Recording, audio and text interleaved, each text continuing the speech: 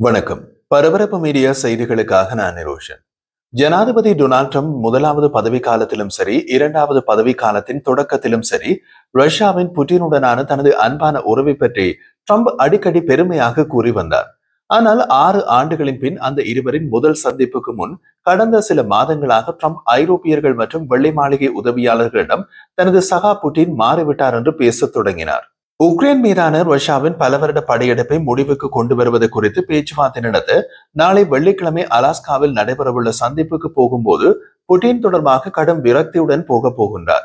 Trump பதவியேற்பதற்கு முன்பே ஒரு சமாதான ஒப்பந்தத்தை 24 மணி நேரத்தில் செய்து காட்டுகிறேன் என்று உறுதியளித்தார்.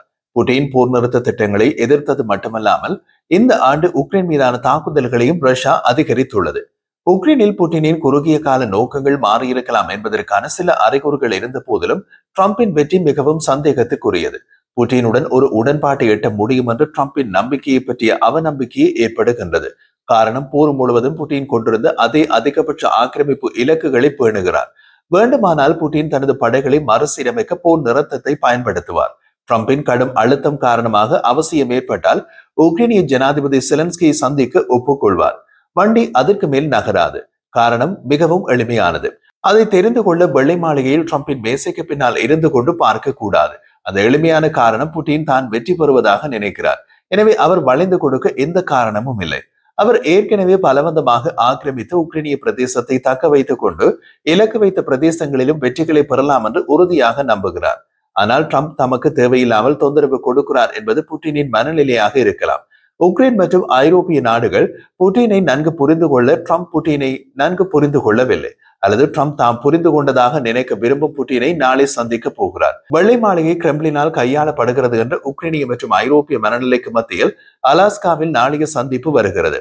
இது உக்ரைன் ஜனாதிபதி வோலோடிமிர் செலன்ஸ்கி இல்லாமல் அமெரிக்க மண்ணில் புட்டினை சந்திக்க ஒப்புக்கொள்ள வைத்ததை ட்ரம்ப் உலக அரங்கில் தமக்கு கிடைத்த வெற்றியாக காட்ட நினைக்கலாம். ஆனால் அதுவல்ல வெற்றி.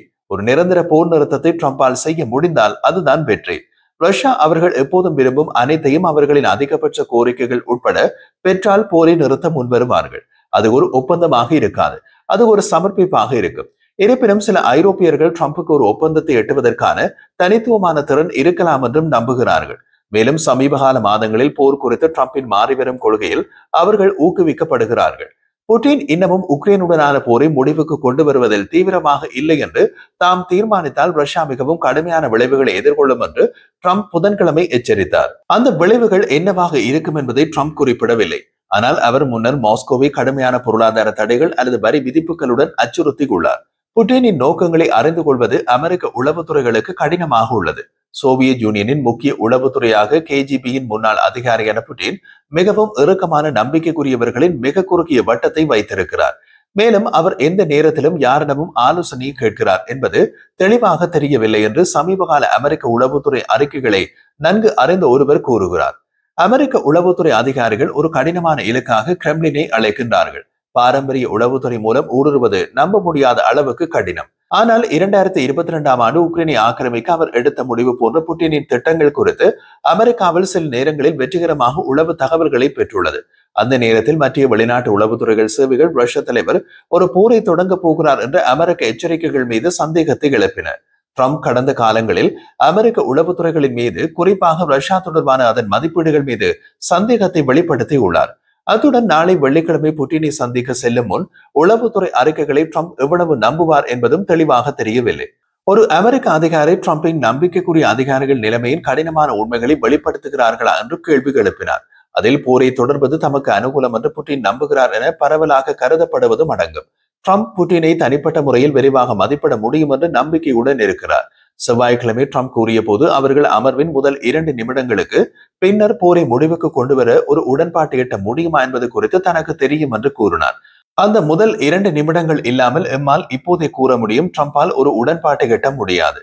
ஜனாதிபதி புட்டினுடன் நான் நன்றாக பழகினேன். வெள்ளிக்கிழமை உச்சி மாநாடு ஒரு உணர்வு பூர்வமான சந்திப்பாக இருக்கும் என்று ட்ரம்ப் கூறினார். ஆனால் புட்டின் மாறிவிட்டாரா என்று ட்ரம்ப் கேள்வி எழுப்பியிருந்தாலும் ரஷ்யர்களை பற்றி அவரது சிந்தனையை பொறுத்தவரை ட்ரம்பில் ஒரு மாற்றத்தை மற்றவர்கள் கவனித்துள்ளனர். ஐரோப்பிய நட்பு நாடுகள் ட்ரம்ப் மாறிவிட்டார் என்று கூறுகின்றன.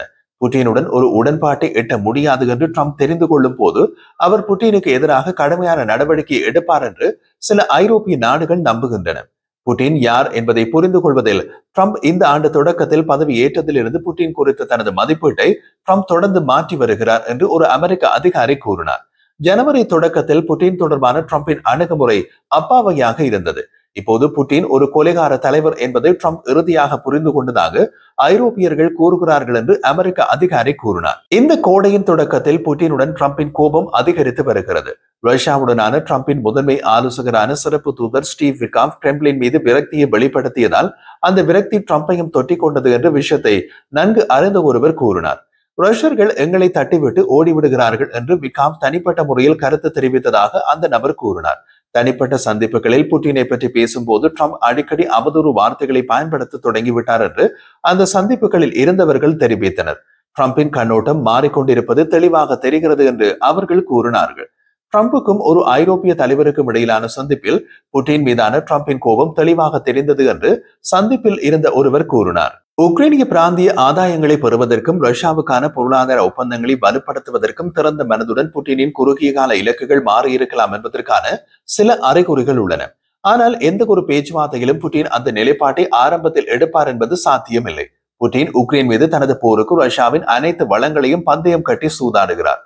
அந்த போருக்கு எவ்வளவு செலவுகள் இருந்தாலும், அதனால் ரஷ்யா என்ற நாட்டுக்கு எவ்வளவு இழப்புகள் இருந்தாலும் விட்டுக் கொடுக்கும் அறிகுறியை புட்டின் காட்டவில்லை.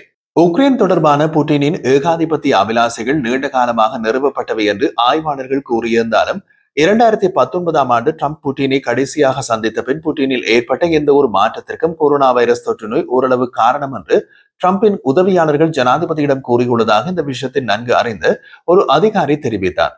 அதாவது புட்டினுக்கு நோய் தொற்று ஏற்பட்டு அதனால் அவரின் பிடிவாதம் அதிகரித்தது என்பதே அந்த கோணம். உக்ரைன் போரை முடிவுக்கு கொண்டு வர புட்டினை ஏன் சம்மதிக்க வைக்க முடியவில்லை என்று குறித்து ட்ரம்ப் குழப்பமடைந்ததால் புட்டினின் சாத்தியமான உடல்நிலை மாற்றம் குறித்து விவாதம் வெள்ளை மாளிகையில் வந்தது என்கிறார்கள்.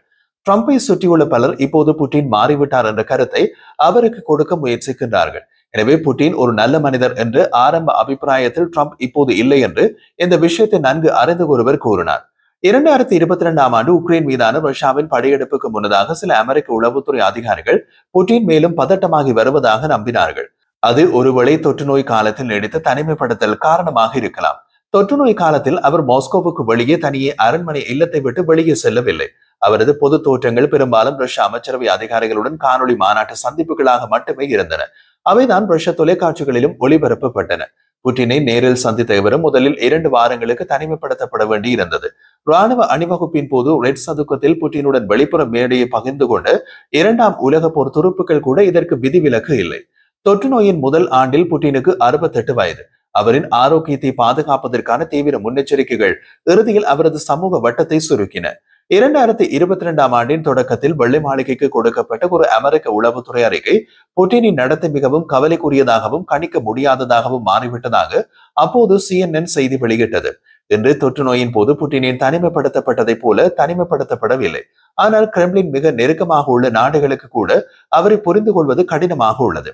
சமீப கால ஆண்டுகளில் புட்டினை பற்றிய உக்ரைனிய உளவுத்துறை மதிப்பீடுகள் அமெரிக்க மற்றும் ஐரோப்பிய சகாக்களை விட மிகவும் துணிச்சலானவை, சில சமயங்களில் நம்ப முடியாதவை. உக்ரைனில் உயர்மட்ட உளவாளியான லெப்டினன்ட் ஜெனரல் கைரிலோ புடானோவ் உண்மையான ஜனாதிபதிக்கு பதிலாக பொது வழிகளில் தோன்றும் புட்டினின் பல உடல் இரட்டையர்கள் மட்டுமே இருப்பதாக கூறியுள்ளார்.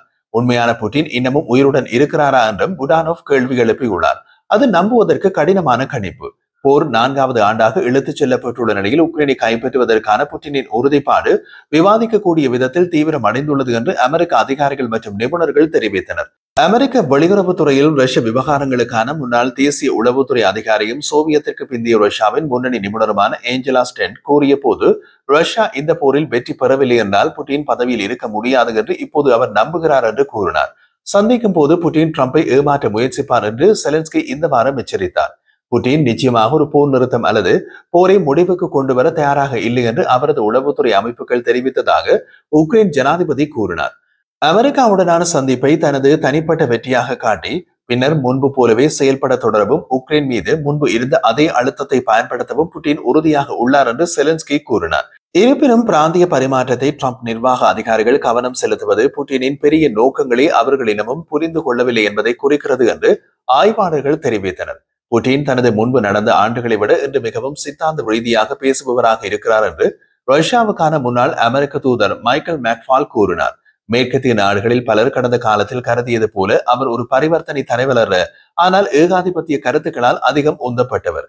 அந்த மனநிலையை கொண்ட ஒருவருடன் பேச்சுவார்த்தை நடத்துவது கடினம் என்று மெக்ஃபால் மேலும் கூறினார்.